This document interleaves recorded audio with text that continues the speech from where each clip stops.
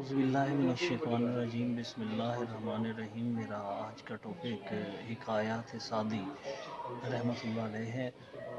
हमारे शामिल निसाब 10 हिकायात हैं जिनका तर्जमा और इसके अलावा तशरीह।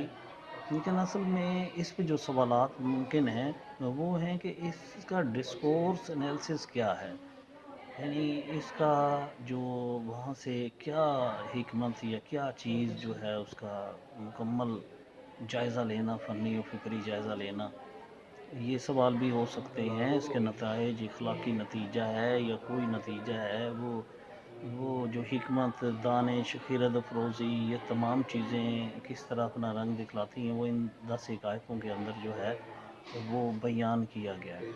इनमें पहली हिकायत के अंदर एक आदमी है, वो आम आदमी को या जो रियाया है उसका तर्ज अमल कैसा होना चाहिए वो बयान किया गया कि बादशाह के यहाँ खाने की दावत है और वहाँ पे वो गया हुआ है। वहाँ जाके वो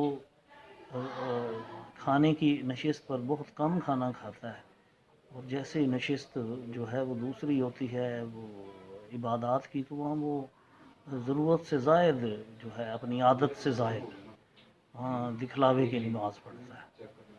तो जब घर जाता है और वहाँ पे जाके उसका बेटा उसे कहता है कि वहाँ से वो खाना तलब करता है, तो उसका बेटा कहता है आप बादशाह के मेहमान थे।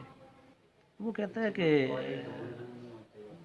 वहाँ मैंने इसलिए ऐसा किया कि ताकि काम आवे, यानी उससे मुराद ये है कि मैंने ये दिखलावा किया था और ताकि उसका कोई बादशाह के ज़हन में अच्छा तासुर पैदा हो और वो मुझे जो है ना अपने यहाँ मुलाजिम रख ले।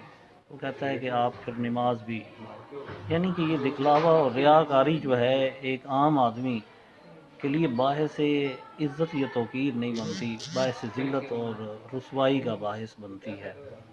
बहुत बहुत शुक्रिया।